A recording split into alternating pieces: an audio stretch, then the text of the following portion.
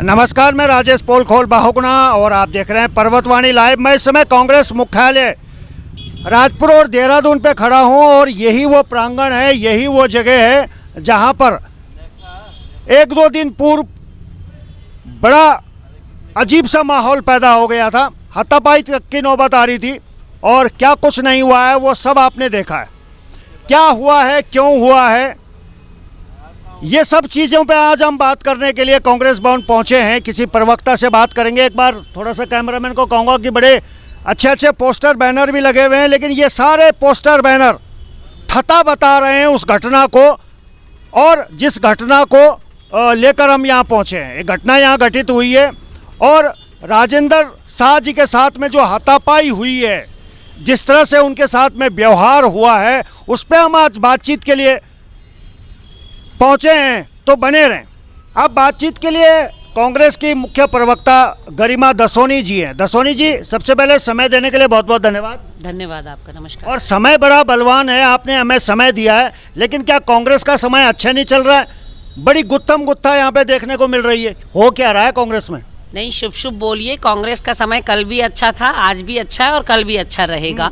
और आप देखिएगा, मैंने पहले भी कई चैनल्स को बाइट में बोला कि वेट एंड वॉच की स्थिति है। जो लोग हमारे चादर में छेद तलाशने की कोशिश कर रहे हैं, उनके खुद हाथी के दांत निकल कर बाहर आएंगे। और कल रात आपने नाटकीय घटनाक्रम देखा कि अपने वहाँ इतना अंतरकलह, इतना अंतर्द्वंद चल रहा है और निशाना तोप का जो निशाना है वो कांग्रेस की तरफ रख रखा है। कांग्रेस में जो कुछ भी चल रहा है वो संगठन को ठीक करने के लिए चल रहा है और चुनाव में अभी समय है। मुझे लगता है कांग्रेस पार्टी इस बात पर यकीन रखती है कि इशू को एड्रेस किया जाए, बीमारी को बीमारी की तरह समझा जाए, उसकी दवाई की जाए और उसको नासूर होने से बचाया जाए। वही माननीय हरीश रावत जी ने किया कि संगठन में जो कुछ भी चल रहा था वो उनको नागवार गुजर रहा था और उन्होंने यही बात का संज्ञान लेने के लिए हाईकमान से कहा कि एवरीथिंग इज नॉट वेल। मैं हरीश रावत जी की उस बात पे बाद में आऊंगा, पहले मैं उस घटना पे आऊंगा जब राजेंद्र शाह जी के साथ में हाथापाई हुई है।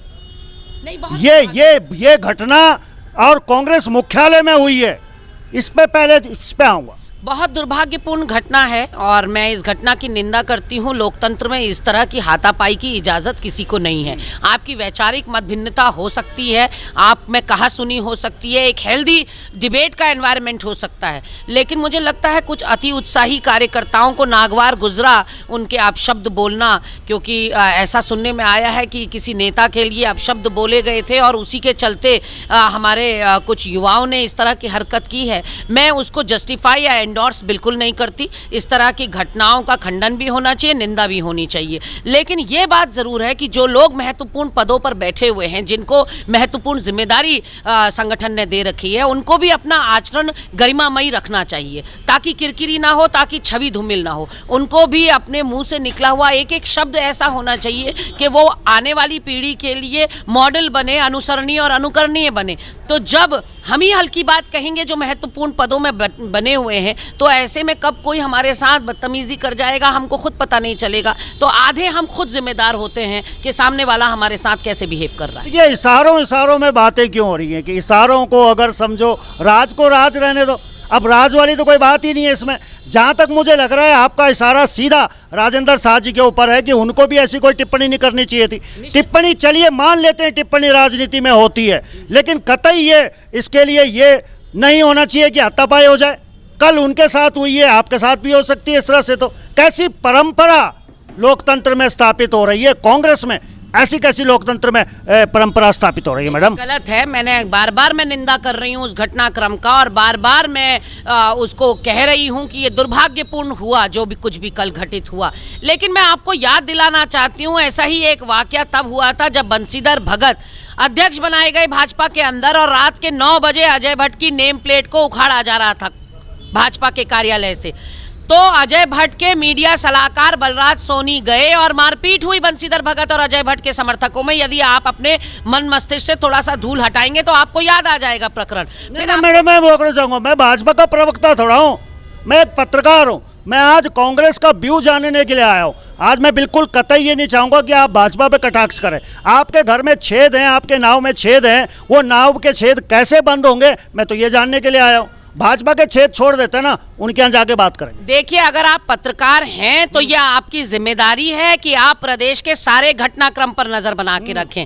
मैं तो आपकी याददाश्त दुरुस्त करना चाह रही हूं कि जब बड़ा परिवार होता है, जब राजनीतिक दल होते हैं तो वैचारिक मतभिन्नता होती है और इस तरह की कहासुनी भी होती है। सारे लोग एक जैसे हो जाएंगे तो फिर लोकतंत्र काहे का रहेगा? सबकी सोच एक जैसी नहीं होती। तो जब समाज में सकारात्मक और नकारात्मक दोनों तरह के लोग हैं, वही लोग, उसी समाज से तो कांग्रेस पार्टी भी बनी है, उसी समाज से भाजपा भी बनी है, तो सब एक सी सोच नहीं रख सकते। यहां पर भी जो हुआ वो वैचारिक मतभिन्नता के चलते शायद बात ज्यादा आगे बढ़ गई, जो कि नहीं बढ़नी चाहिए थी। और मुझे लगता है हमारे सीनियर्स इसका संज्ञान लेंगे, इस पर कार्रवाई होगी, इस पर इंक्वायरी भी बैठेगी। पर वहीं साथ के साथ मैं अपने स्टेटमेंट पर अभी भी स्टैंड करती हूं कि जो लोग तमाशबीन बन रहे हैं, जिन लोगों को कांग्रेस में छेद नजर आ रहे हैं, वो अपने गिरेबान में झांकें। वो याद करें उमेश शर्मा काऊ की और धन सिंह रावत की सरे बाजार लड़ाई। वो याद करें सतपाल महाराज के आश्रम के बाहर मदन कौशिक के गुर्गों के द्वारा कूड़ा डाला जाना। वो याद करें देशराज कर्णवाल और प्रणव सिंह चैंपियन का वो झगड़ा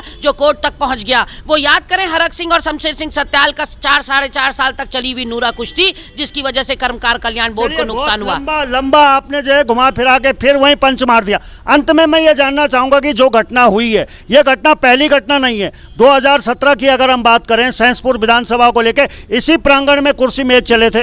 दूसरी घटना परसों की घटना है।